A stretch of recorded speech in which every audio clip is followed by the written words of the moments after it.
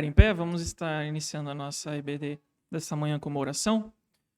Oremos. Pai, te louvamos e te agradecemos por mais um domingo na tua presença, por iniciarmos a semana, ó Deus, na tua casa, o dia separado, ó Deus, para te louvar, para te engrandecer, para cultuar o teu nome, pois só tu és grande e poderoso, ó Deus, e nós te rendemos graças, ó Pai, por tudo que o Senhor tem feito.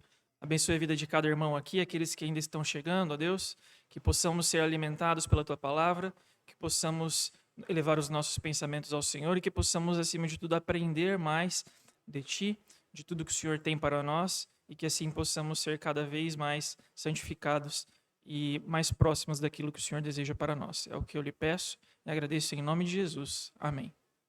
Amém. Podem se assentar. Nós vamos dar continuidade ao livro da série 9 Marcas sobre conversão. E hoje nós vamos entrar na segunda metade do livro ainda, mas começa quase que uma outra abordagem do livro, porque no começo ele estava falando mais ou menos sobre como se dava o processo de conversão e como acontecia na vida de cada um, ou como deveria acontecer. E agora ele vai começar a falar um pouco mais sobre as implicações sobre isso na vida de cada um, na vida dos cristãos. Então a gente vai começar a ver um pouco mais na prática como isso funciona. E o título desse capítulo é Santos, não Sarados. Ele vai abordar um tema sobre santidade e sobre cura, como isso é visto perante a Bíblia, como Deus apresenta esse tema para nós e como isso acontece dentro do processo de conversão. Então ele começa falando que nos tempos atuais o mundo passou a ter uma cosmovisão, ele passou da cosmovisão moral para uma cosmovisão terapêutica. Então, essa cosmovisão é aquela maneira como nós vemos o mundo, como as relações humanas acontecem, ou qual é o papel do indivíduo na sociedade. Então, passou dessa cosmovisão moral, ou seja, como o indivíduo se enxergava moralmente na sociedade e alguns padrões e regras definidos que tinham que ser seguidos, e de um tempo para cá, começou a ter essa cosmovisão mais terapêutica, mais tratativa, um pouco mais de vamos se cuidar, vamos começar a tratar uns dos outros e se entender.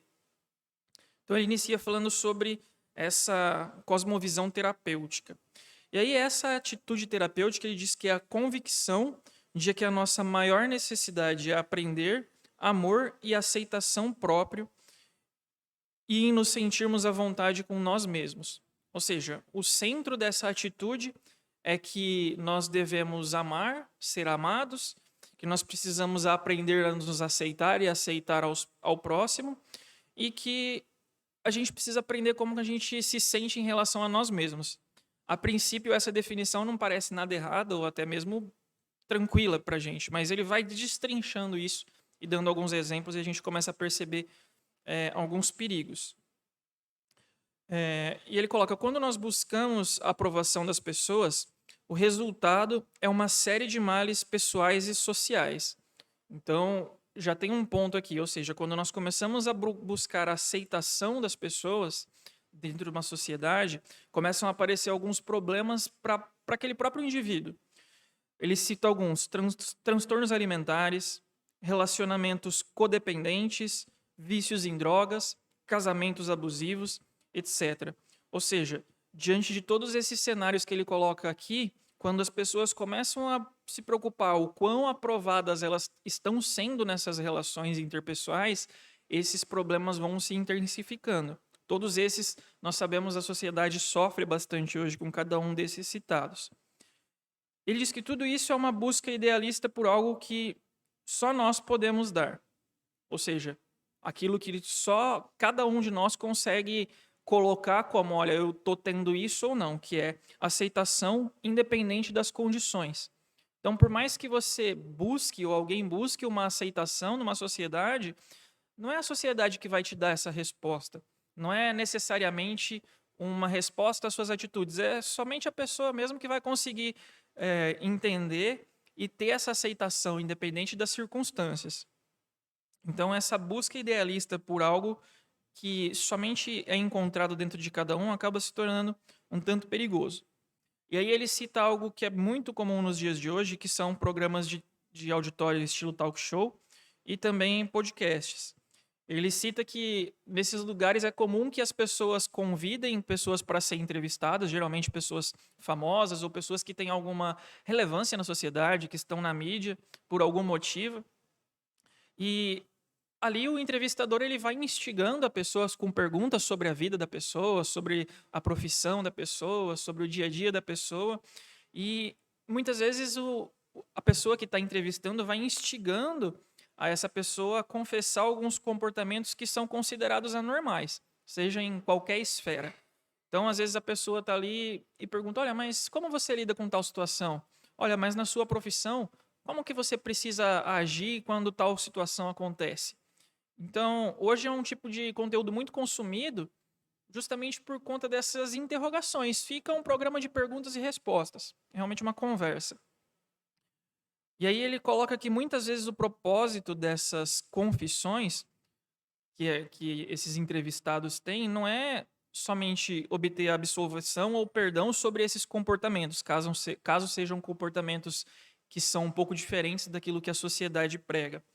Então não é com o objetivo da pessoa falar, olha, em certas situações eu ajo dessa forma ou não, e aí ela, poxa, a gente te desculpa, a gente te entende, é uma situação difícil. Não, mas é facilitar a aceitação do convidado perante aquilo que foi dito, tanto por ele próprio quanto pela audiência. Ou seja, acaba por normalizar as coisas. Então, quando uma pessoa vai ser entrevistada nessas situações e ela acaba expondo a vida dela como uma situação, essa instigação geralmente acaba por normalizar. Geralmente a pessoa que está entrevistando fica ali, olha, mas isso funciona assim mesmo, na vida de todo mundo é assim, gera uma certa empatia e uma aceitação tanto do convidado como algo normal, quanto do público que está assistindo como algo normal.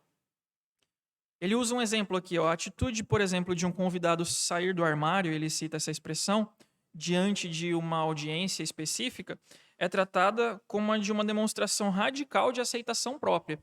Ou seja, quando a pessoa se assume em alguma situação diante de um entrevistado, diante de a TV aberta ou diante de um canal de podcast que é muito amplamente divulgado, o que ele está demonstrando é uma radical aceitação daquilo que ele é.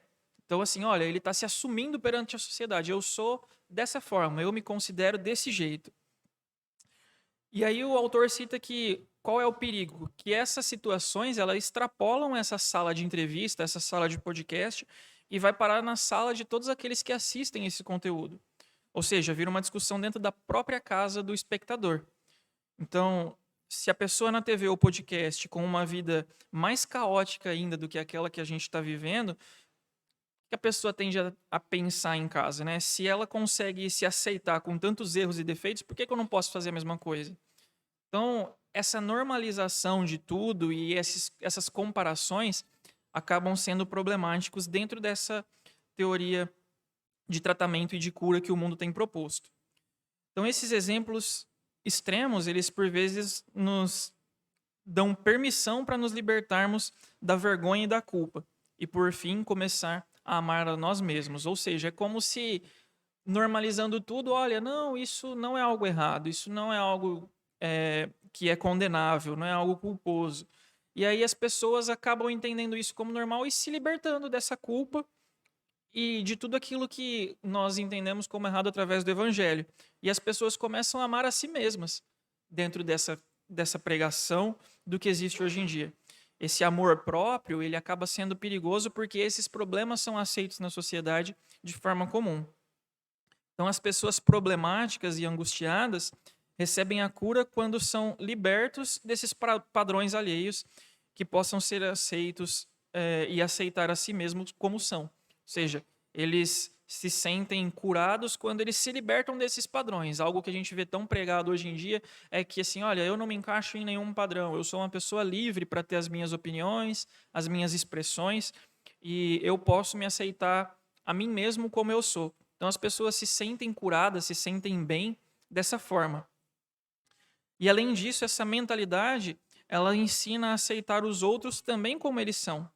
Então, assim, é a mesma forma como a pessoa busca uma aceitação própria e se tratar dessa forma, também se prega que, olha, não, você precisa respeitar e aceitar o outro como ele é. Então, essa breve introdução é sobre como essa mentalidade terapêutica funciona hoje em dia no mundo. E aí, terapêutico, lá no dicionário, é algo que tem propriedades curativas, ó, propriedades medicinais. É como se as pessoas realmente estivessem usando essa mentalidade terapêutica para se tratar, para se cuidar, para cuidar das feridas físicas, das feridas psicológicas que existem na sociedade. E a cura terapêutica também resulta em pessoas que podem dizer umas às outras: olha, eu tô bem, você também tá bem. O outro que está ruim pode ficar bem só adotando essas mesmas questões que nós adotamos, esses mesmos procedimentos. E aí ele alerta que juntamente com isto, os cristãos do mundo todo começaram a perceber que essa mensagem deixa Jesus Cristo de lado. Ou seja, as pessoas começam a pensar que elas se bastam, que as coisas podem acontecer apenas se aceitando, um entendendo o problema do outro, normalizando as coisas, colocando como tudo, olha, não, isso é assim mesmo, a gente consegue resolver apenas conversando, se entendendo, e Jesus Cristo vai ficando de lado desse processo de cura. Então, os cristãos começaram a tomar atitudes e a se preparar para esse tipo de cenário, né? Nós vemos bastante hoje em dia acontecendo dentro da sociedade. Nós não precisamos apenas nos aceitar, precisamos que Deus nos aceite. Então, ele encerra esse ponto dizendo: nós precisamos que Deus nos aceite e não aceitarmos a nós mesmos ou aceitarmos uns aos outros como são. Esse é o ponto-chave, junto com a conversão, para que nós entendamos como nós podemos entrar nesse processo de cura. Raciocinamos que, de acordo com as boas novas do Evangelho, Deus não apenas nos aceita e diz: ah, você é uma pessoa gente boa. Ou seja, ele não é como nós vemos a sociedade aceitando. Não tem um relacionamento. As pessoas só falam assim: ah, beleza, aquela pessoa que está sendo entrevistada, essa pessoa da sociedade, é uma pessoa gente boa. Não tem uma proximidade, é só uma aceitação de ideais. O que nós vemos é que ele também nos ama incondicionalmente. Então, o amor que Deus demonstra por cada um é muito diferente dessa mensagem terapêutica que é pregada, porque o amor, ele realmente tem o poder para transformar as vidas. Ilustrando de outra forma, o autor coloca uma ilustração de que a cultura terapêutica diz que o nosso coração é como um balde vazio, que somente nós mesmos somos capazes de encher. Então, ele faz essa comparação. Olha, aqui meu coração é um balde vazio e se eu não for atrás, se eu não buscar, através da aceitação dos meus próprios meios, da sociedade, não tem outra forma de eu encher esse balde. Então, a pessoa procura preencher esse vazio através dessa aceitação. Então, como cristãos, porém, nós sabemos que somos completamente incapazes de encher esse balde. Nós não podemos fazer isso. A única pessoa que pode fazer isso é Jesus. E ele pode encher esse balde com o seu amor infinito. Então, aqui a gente vê um choque muito grande de realidade sobre o que o Evangelho traz e o que a sociedade tem praticado hoje em dia. Tudo isso que eu comentei sobre podcasts, programas de talk show e auditório, é o que a mídia mais consome, é o que mais se vê, comparação com celebridades, as pessoas tentando levar uma vida cada vez mais próxima do que pessoas que estão na mídia. Hoje, com as redes sociais, TikTok, Instagram, as pessoas se comparam muito. E a gente sabe que nas redes sociais as pessoas só colocam aquilo que elas querem que as pessoas vejam. Então, selecionam recortes da vida, momentos da vida, apesar de que tem pessoas que postam exatamente tudo que fazem durante o dia, mas ainda assim são recortes. Geralmente não são redes sociais de tristeza, de angústia, mas geralmente são coisas de recortes felizes, de momentos bons, momentos alegres, e as pessoas vão se nivelando por essas questões, onde uma sociedade fica completamente mascarada pelas questões sociais que não acontecem e não são mostradas, também nos podcasts e nesses outros locais. Para muitos cristãos hoje em dia, essas são as boas novas do cristianismo. Jesus preenche o vazio do nosso coração, ele nos sara. Ou seja, essa questão de encher o balde tem sido a visão de alguns cristãos. Ele preenche o vazio do nosso coração e a partir daí ele vai nos sarando. E aí ele aborda que a verdadeira cura consiste em sermos santificados. Ele vai dizer como funciona esse processo e como que a santificação é um processo de cura para a nossa vida. Ele começa a fazer uma recapitulação de que nos capítulos anteriores do livro foi falando sobre como a conversão é a primeira obra de Deus em nós. Ou seja, Deus, ele primeiro, ele vem, converte o nosso coração, ele coloca o desejo no nosso coração e se achega até nós, e aí, a partir disso, nós temos uma mudança de adoração.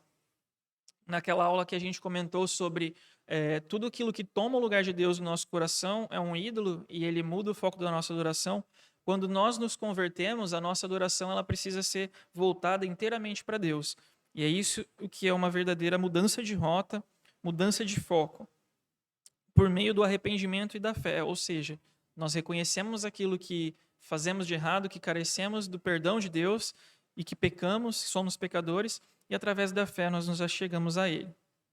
E aí agora ele vai falar especificamente sobre essas implicações da conversão na nossa vida individual, na vida na igreja e também para o evangelismo, ou seja, em vários âmbitos, tanto dentro do nosso quarto, como pessoas individuais, como isso afeta a nossa vida, como afeta a nossa vida aqui coletivamente dentro da igreja e também na nossa evangelização, na hora que a gente sai da igreja e do individual e começa a alcançar outras pessoas.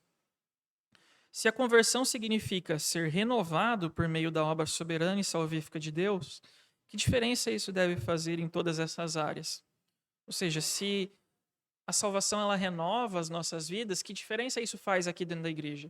Que diferença isso faz no nosso evangelismo e como a gente transmite a palavra de Deus para as pessoas? Então ele coloca que para iniciar esse ponto nós devemos saber que não somos curados dessa forma terapêutica que o mundo apresenta, mas sim quando nós nos tornamos santos, ou seja, é aos poucos, o processo de santificação ele é gradual, gradativo. Então ele já separa e explica tudo que nós vimos aqui sobre essa mentalidade terapêutica, não é dessa forma que funciona. Nós somos curados pelo processo de santificação. E aí ele coloca um ponto de que antes de descartarmos de vez essa linguagem de cura, de que nós somos santificados e não curados, a Bíblia ela coloca a linguagem de cura muitas vezes atrelando a salvação e a santificação. Então lá em Isaías 53:5, Isaías diz: pelas suas pisaduras fomos curados. Então ele usa essa analogia de cura sobre a nossa redenção. Também diz: Jesus veio para curar os doentes. É uma ilustração física de algo muito maior que Jesus veio fazer. Ele não veio aqui na Terra somente para curar pessoas enfermas fisicamente. Ele veio para resgatar o seu povo, para curar pessoas e libertar do pecado. Então, essa ilustração que a Bíblia traz, quando ela fala de cura, ela se refere a algo diferente daquilo que a nossa cultura terapêutica moderna quer dizer. Na Bíblia, a enfermidade ela é consequência do pecado, maldição. Então, nós, como criados por Deus, éramos seres que não tínhamos essas enfermidades, porque não tínhamos o pecado. Também é um retrato da nossa natureza espiritual ímpia e da nossa incapacidade de agradar a Deus. Ou seja, a doença, a cura que nós precisamos, ela vem dessa incapacidade que nós temos de agradar a Deus. Então, tudo que nós vamos raciocinar agora sobre o processo de santificação, ele está ligado a isso. E aí o que ele coloca como a cura verdadeira? A verdadeira cura é a remoção da culpa, da vergonha e da maldição. Ou seja, é a restauração de um relacionamento com Deus. Então, o autor coloca que para a pessoa se sentir realmente curada, ela precisa sentir que a culpa, a maldição, a vergonha está sendo removida da vida dela. E isso é um processo da santificação, é isso que acontece na vida da pessoa após a conversão e ela entra nesse processo de santificação. E aí, a partir disso, nós temos um relacionamento restaurado com Deus. E isso consegue nos aproximar e fazer com que nós tenhamos essa cura percebida. Portanto, ser curado não se trata de ter paz com nós mesmos, se trata de ter paz com Deus. Então, tudo isso que o mundo vem pregando de, olha, nós precisamos ter paz com nós mesmos, você precisa se aceitar como você é, você precisa se sentir bem dentro da sociedade, as pessoas precisam te aceitar, você precisa ser aceito. Não, é totalmente o contrário. Nós precisamos, como dito lá no início, que Deus nos aceite e se trata de ter paz com Deus. Quando pecamos, fomos separados de Deus, nos rebelamos contra Deus e a partir de então, pelo pecado, odiados por tudo aquilo que somos e incapazes de nos achegar. Então, através de Jesus, com a cura, pelo amor, nós somos restaurados a esse relacionamento com Deus. Em outras palavras, na Escritura, ser curado a ser santificado. Então, o que o autor traz sobre esse processo de santificação é o análogo à cura que nós estamos citando. E aí ele coloca o que significa os cristãos serem santos. Então, não significa que são melhores que os outros, também não significa que podemos adotar uma atitude de superioridade. Não significa simplesmente obedecer às regras que venham de uma direita fundamentalista ou da esquerda progressista. Então ele coloca assim, olha, não tem nada a ver com ser melhor que alguém, não tem nada a ver com o que a gente pensa como os ideais, o que a gente defende, seja na área da política, seja na área da filosofia. O que é ser santificado no processo que nós estamos vivendo. E aí ele separa em 3 pontos, esses 3 pontos vão ficar para a próxima aula, mas eu já quero elencar para os irmãos como que vai ser dividida a próxima aula. Então, o cristão ele é santo porque ele foi separado, primeiramente, ele foi separado, no segundo ponto, para um novo Senhor, e no terceiro ponto, com um novo amor.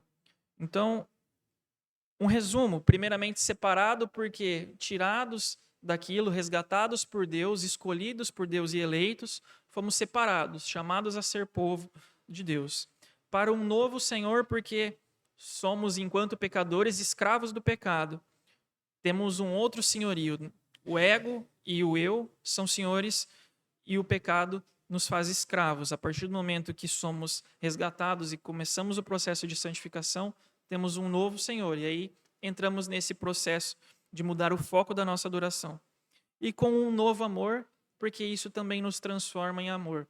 Temos o amor de Cristo comprando as nossas vidas para Deus pelo seu sangue, e esse amor é o amor que apaga todo o pecado e tira toda essa culpa, onde começa o processo de cura. Amém, irmãos? Essa é a aula de hoje um pouquinho mais rápida que o normal.